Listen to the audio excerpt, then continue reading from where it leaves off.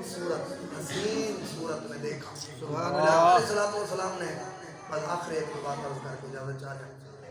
कई दफा सुभान अल्लाह को पता लग जाता है, एक दो बात अर्ज करनी है इजाजत, उसके बाद सुभान अल्लाह उच्ची सुनो। सारे मेरे समेत अल्लाह से सारे दरे हुजूर की हाज़िरी नसीब आमीन। मेरे आका फरमाते हैं मस्जिद अक़सा दे अंदर मैं नबियां वेखे। हुजूर ने फरमाया कि फिर मेरे आका अलैहिस्सलातु वस्सलाम ने बयान किया कि फलां जेड़े नबी सन उन्हां दी शक्ल फलां सी, उन्हां नाल मिलदे सन। हज़रत इब्राहीम अलैहिस्सलाम दी जदों वारी आई ना, हुजूर ने फरमाया साहबा जानदे हो वो किदे मुतशाबे सन, किदे नाल उन्हां दा चेहरा मुबारक मिलदा सी। मेरे नबी ने फरमाया उन्हां दा चेहरा मैं मुहम्मद दे नाल मिलदा सी।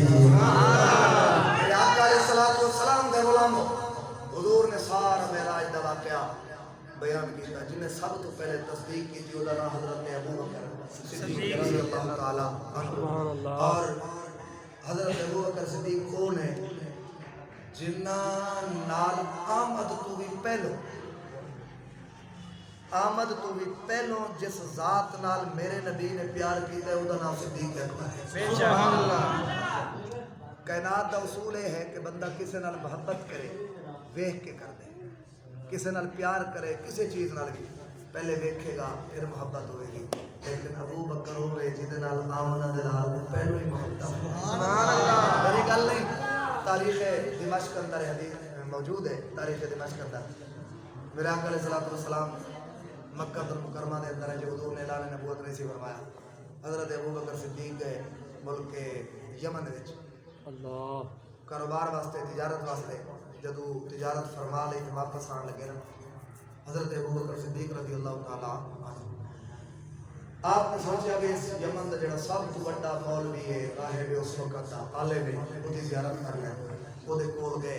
तवील हदीस में सारा उन्हें जो हज़रत अबू बकर ने वेखे ना वेख के अर्ज करन लगा, आखन लगा एक काम करो अपने पुश्त तो अपने पेट तो जरा कपड़ा ते हटाओ। हज़रत अबू बकर सिद्दीक़ ने फरमाया भी मैं उस वक्त तक एक काम नहीं करांगा जदों तक तुसी दसोगे नहीं कि किस चीज़ की जुस्तजू कर रहे हो, की तलाश करना चाहते हो। उन्हें पता क्या क्या उन्हें आख्या मैं पहली किताबों में छोड़े पहली जेड़ा सब तो पहलो नबी ते सब कुछ कुर्बान करेगा ना उन्हें फलां फलां निशानियां बन गया। तीन मैं वेख चुका, एक रहती है मेहरबानी कर विखा दे। सुभान अल्लाह।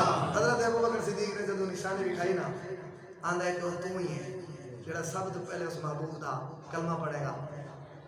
जान लगे ना हज़रत अबू बकर सिद्दीक़ वापस उन्हें एक नात लिखी, आंदा ये नात है ते जदों भी वो नबी ऐलान करे केड़ा नबी जिदे सिर अल्लाह ने खत्म नबूवत का ताज सजाया। सुभान अल्लाह। भी ऐलान करे मेरा सलाम भी आखी ते ये नात में लिखी है हुजूर वास्ते पेश कर दी।